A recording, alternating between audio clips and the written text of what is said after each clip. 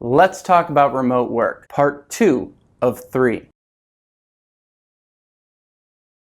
Welcome back to another episode of Udacity Career Tips.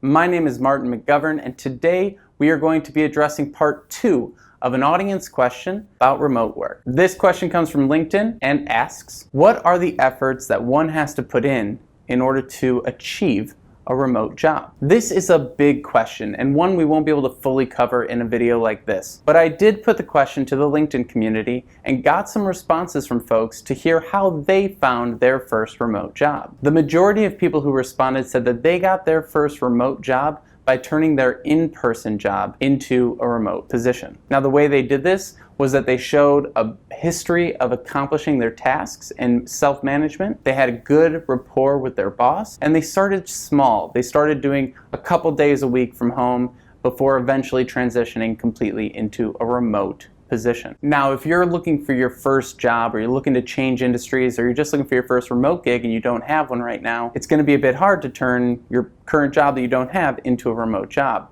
So what can you do to help improve your chances? The real difficulty in finding a remote job is building trust with the person that you don't get to sit down with one-on-one. In an in-person interview or an office environment, you get to interact with a lot of people in the room. So it's easy to get a sense of who you are, how you act, and how well you fit in. But if you're remote, you don't get to have that face-to-face contact. So as you're thinking about applying for remote jobs, your online personal brand is going to be extremely important. Are there any videos that I can watch, any audio I can listen to, any projects that I can interact with to see who you are, how you work, and the type of tone that you bring to a team? So if you're really interested in getting a remote job and you don't have a job that you can turn into a remote job at this time, be focused on building a personal brand that showcases who you are so you remove doubt and increase trust in the conversations that you're having.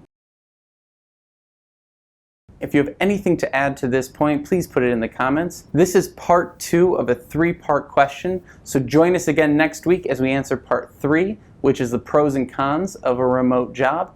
And a little bit of a teaser, I work remote, so I have a bit of insight into that one. We also are really excited to be collecting questions from you to answer in future videos, so please put those in the comments as well. We appreciate you for watching and wish you the best of luck in your job search.